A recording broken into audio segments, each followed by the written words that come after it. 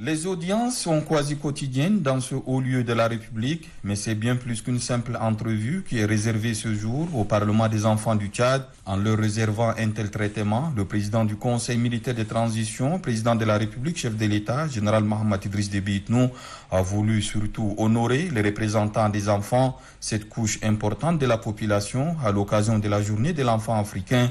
Cette manifestation, qui est à sa 46e édition, a donné l'occasion aux enfants parlementaires de porter à l'attention du chef de l'État un certain nombre de points relatifs au bien-être des enfants, dont les droits sont souvent bafoués au Tchad.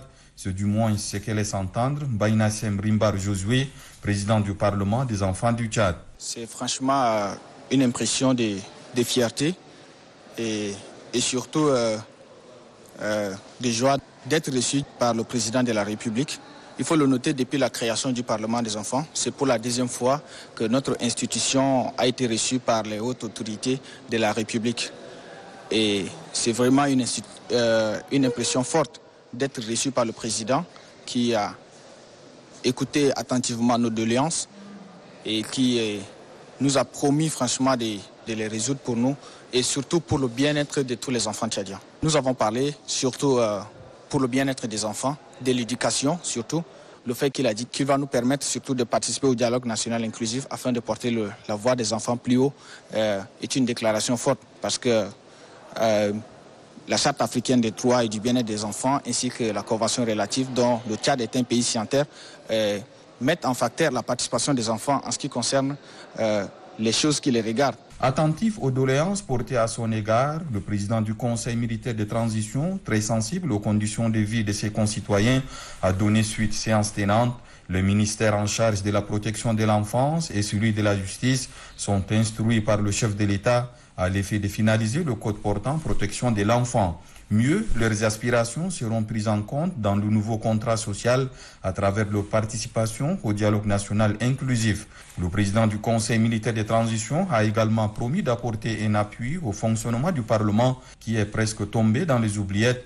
Des promesses inattendues et une vraie lueur d'espoir pour Mbaïnassem Rimbar Josué et ses camarades qui ont eu le privilège de visiter le bureau du président de la République.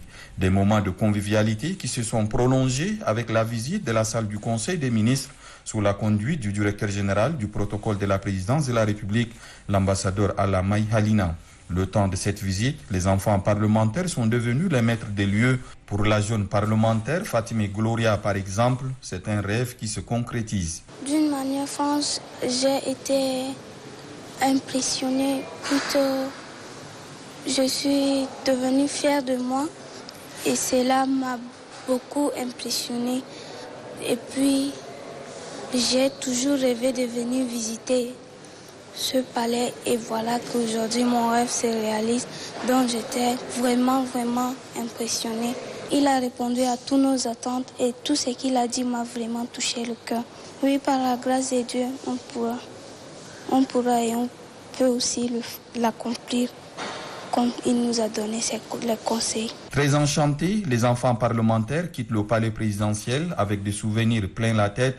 Ils ont surtout saisi la pleine mesure du sens des responsabilités et l'esprit républicain. C'est tout le sens de cette réception exceptionnelle réservée par le président du Conseil militaire de transition qui a surtout prodigué des sages conseils en lien avec les études, la cohabitation pacifique et le bon usage des réseaux sociaux.